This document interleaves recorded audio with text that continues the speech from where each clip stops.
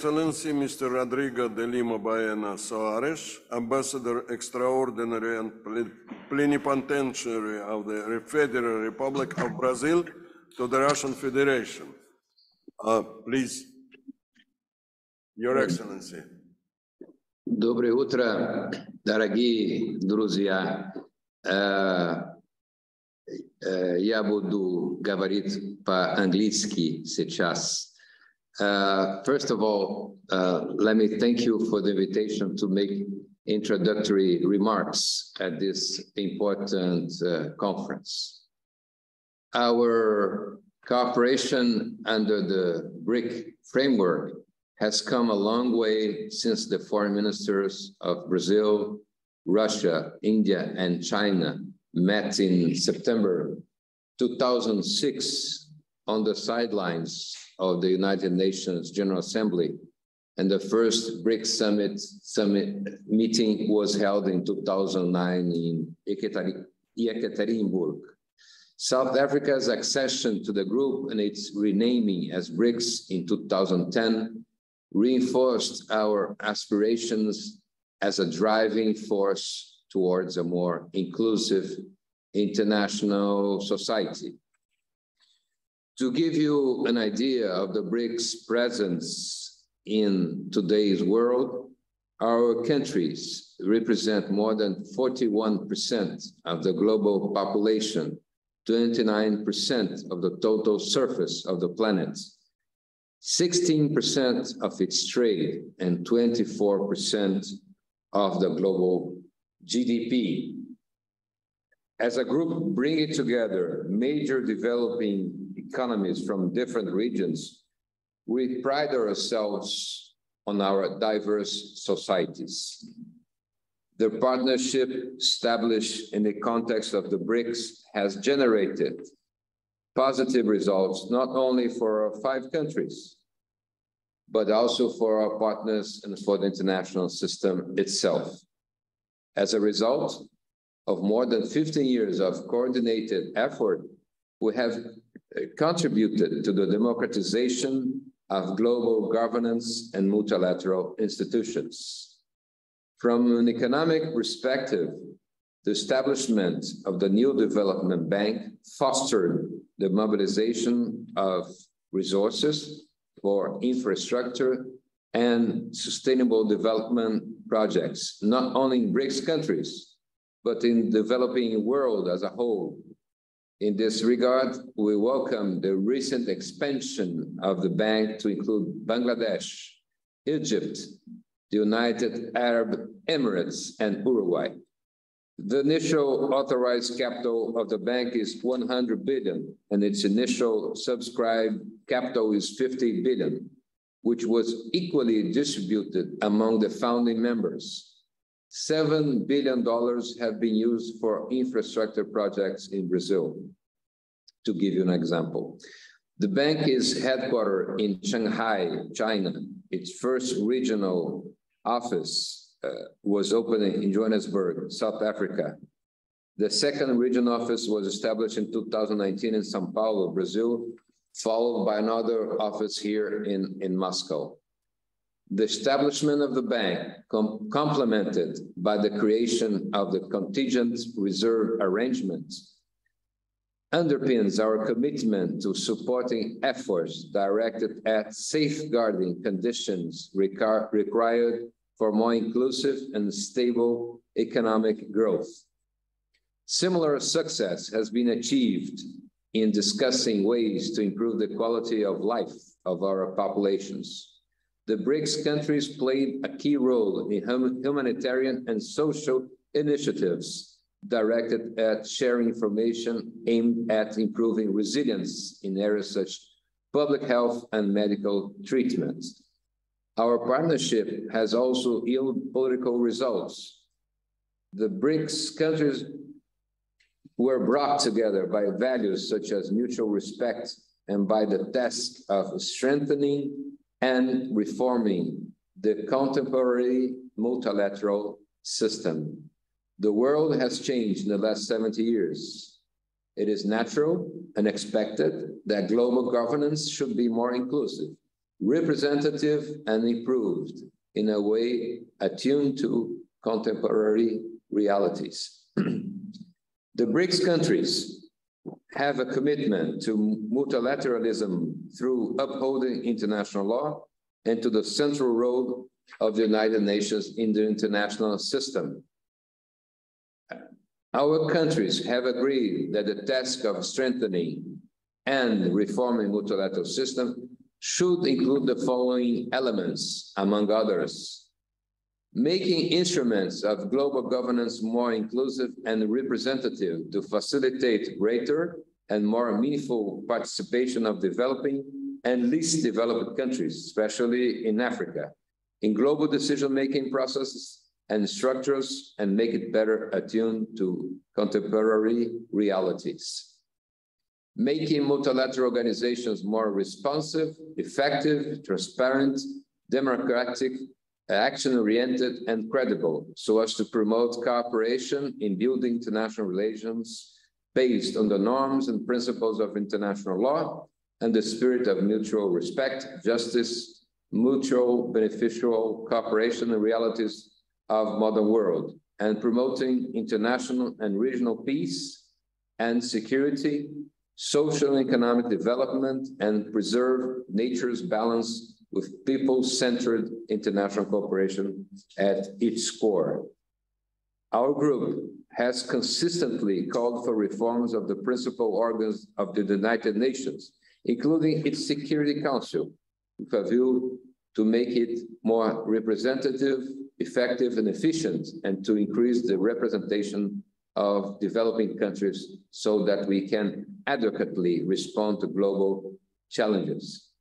We are glad to note that China and Russia have reiterated the importance they attached to the status and role of Brazil, India, and South Africa in international affairs, and supported their aspiration to play a greater role at the United Nations.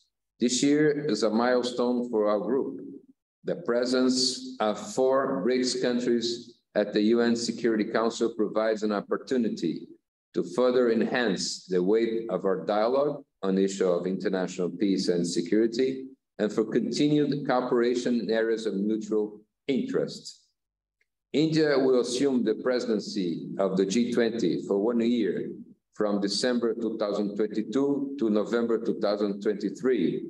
Under its presidency, India is expected to host over 200 G20 meetings across the country.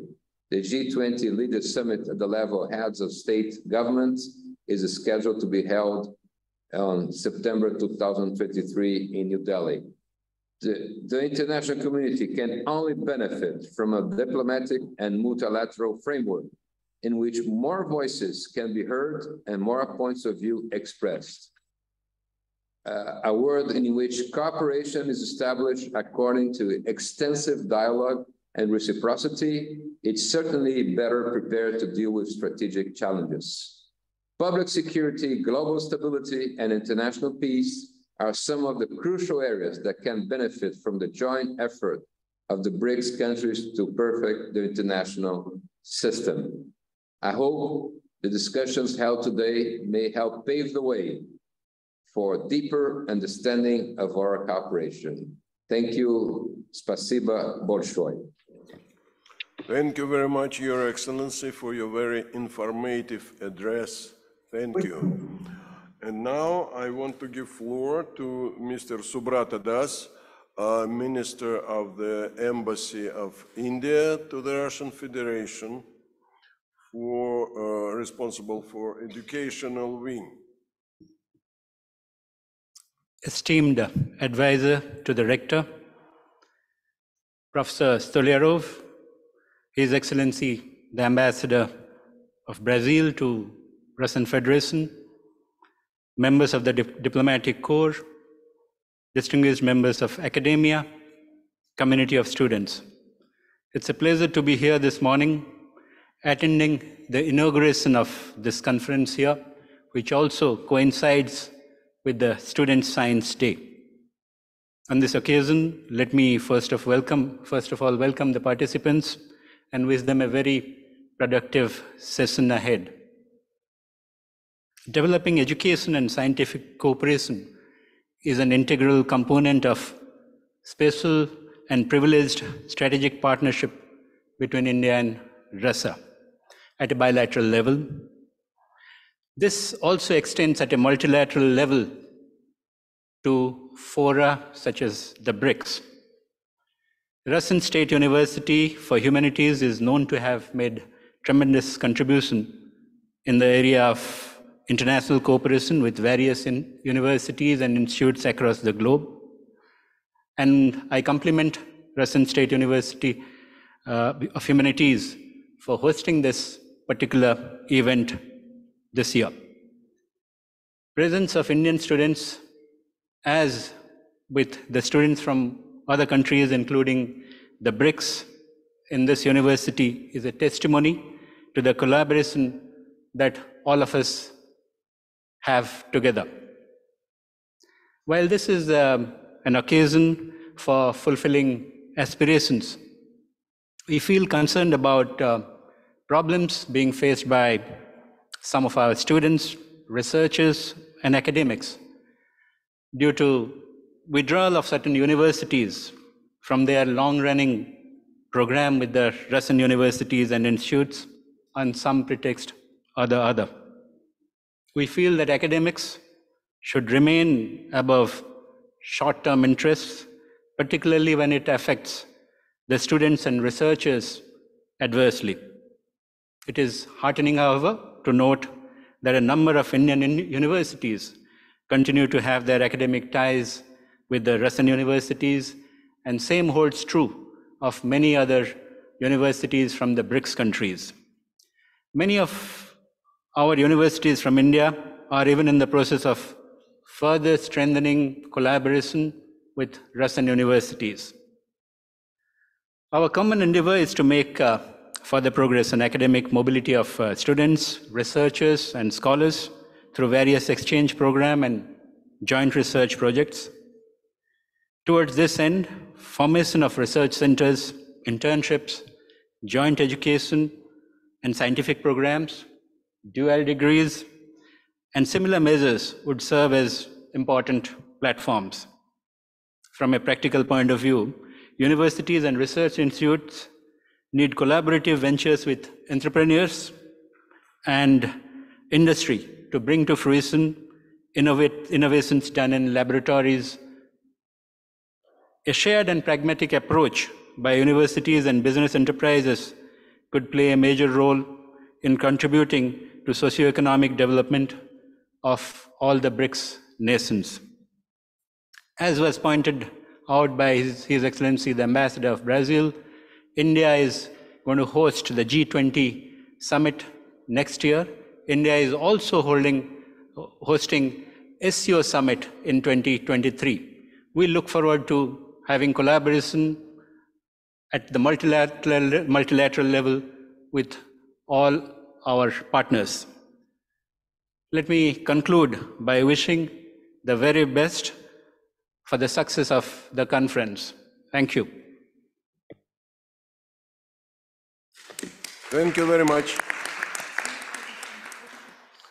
А сейчас я хотел бы пригласить Марию Николаевну Пушкову, заведующую директор центра, директор центра «Бенилюкс» Российского государственного гуманитарного института. Мария Николаевна Пушкова, director of the Benelux Center of the Russian State University for the Humanities. Я хотела бы добавить, что этот центр, так же как Центр по изучению Южной Азии, является одним из самых активных в нашем университете. Вам может показаться странным, причем здесь Бенилюкс. А вот сейчас Мария Николаевна расскажет, почему на сегодняшней встрече Бенилюкс тоже принимает участие. Добрый день, дорогие друзья, гости, студенты. Вот уже в очередной раз мы проводим нашу конференцию БРИКС-ШОС, и я рада, что интерес к нашей конференции не угасает. Ну, как мы все понимаем, старый мир разрушился, и сейчас будет формироваться что-то новое. на осколках этого старого мира. Значит, будут формироваться новые союзы, новое образование. И прежние союзы переживают сейчас кризис, но я имею в виду Евросоюз.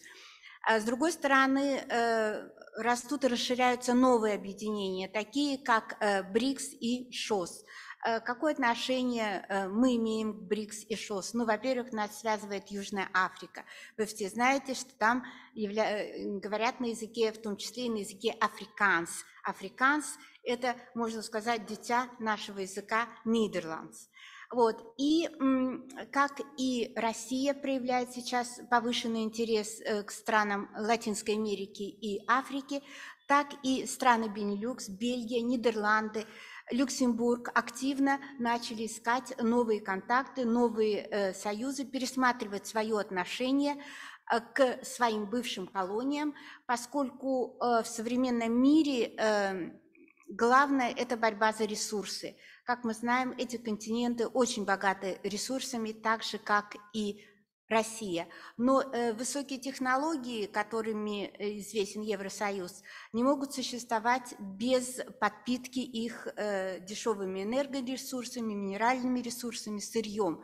Таким образом, и Бельгия, и Нидерланды сейчас очень активно ищут возможности формирования новых деловых связей. В частности, Нидерланды рассматривают программы помощи африканским странам.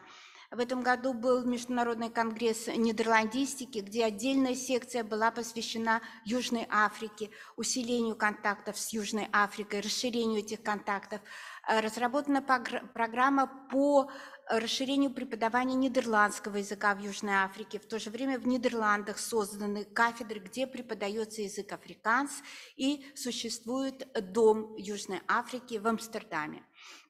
Что касается Бельгии, она активно пересматривает свое колониальное прошлое и пытается восстановить доброе имя в странах, в частности, бельгийская Конго, где сохранилась дурная память о этом тяжелом колониальном времени. Сейчас возвращаются экспонаты, возвращаются реликвии. По инициативе Бельгии из бельгийских музеев возвращается имущество в Конго.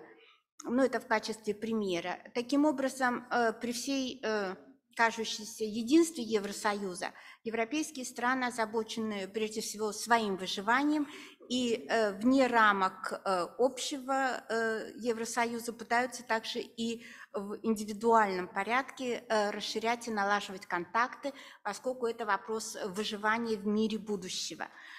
Ну, поэтому это, наверное, объясняет наш союз с центром Юго-Восточной Азии, поскольку Индия – это тоже очень важный игрок на международной сцене, то есть на сцену выходят новые игроки. И поэтому в наших планах с центром Юго-Восточной Азии провести такую конференцию, которая, думаю, всем вам будет интересна. Это новый взгляд на колониальное прошлое. Она объединит, опять же, наши страны с разной страны, Индия, например, как бывшая колония, наши страны как колониальные державы прошлого. И надеюсь, что в этой конференции, которую мы планируем, вы также примете активное участие. Ну вот, хочу пожелать успешной работы в секциях и всем спасибо. Спасибо. А сейчас я бы хотел предоставить слово Монике Раевовне Урб, доценту кафедры африканистики Московского института стран Азии и Африки Московского государственного института университета. Добрый день, уважаемые коллеги, уважаемые гости. Прежде всего, я хотела бы поблагодарить и руководство Российского государственного гуманитарного университета, и наших коллег, с которыми мы уже долгое время сотрудничаем. И они предоставляют нам и нашим студентам такую замечательную площадку, чтобы продемонстрировать свои знания, обменяться опытом.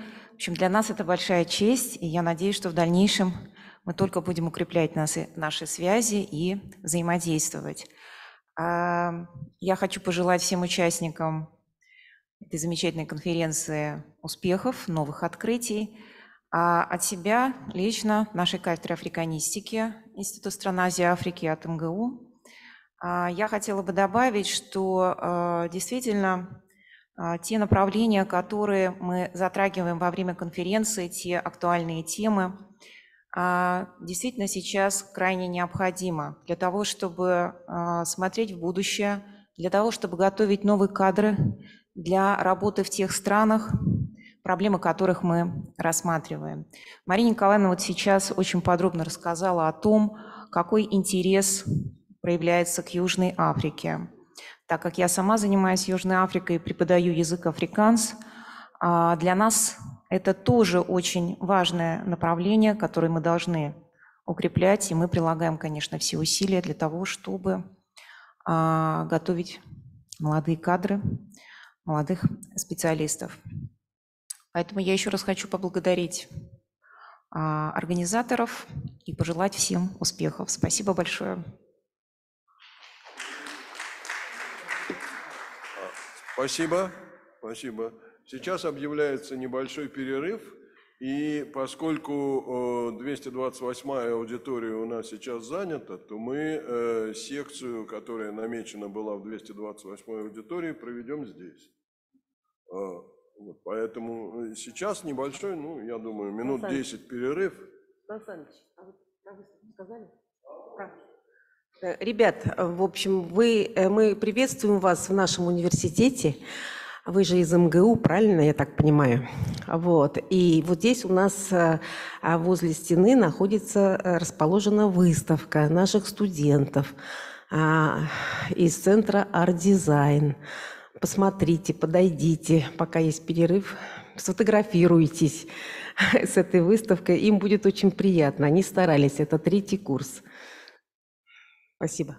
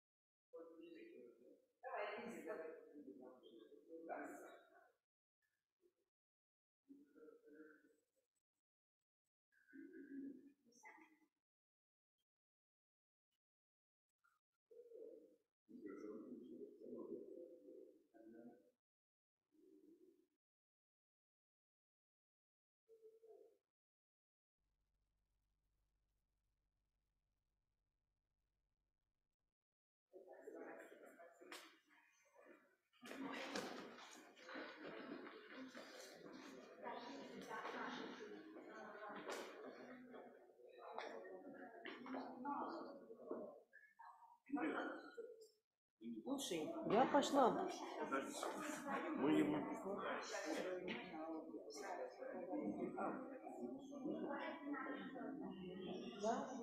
आप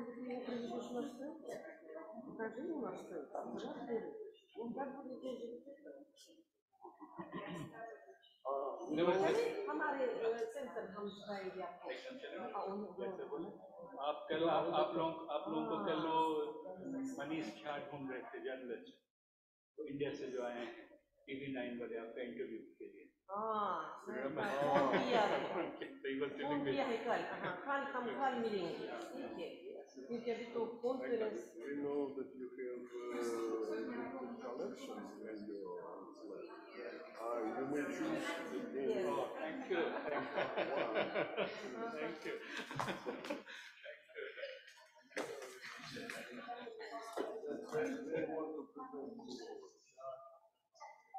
And I love to invite an artist in our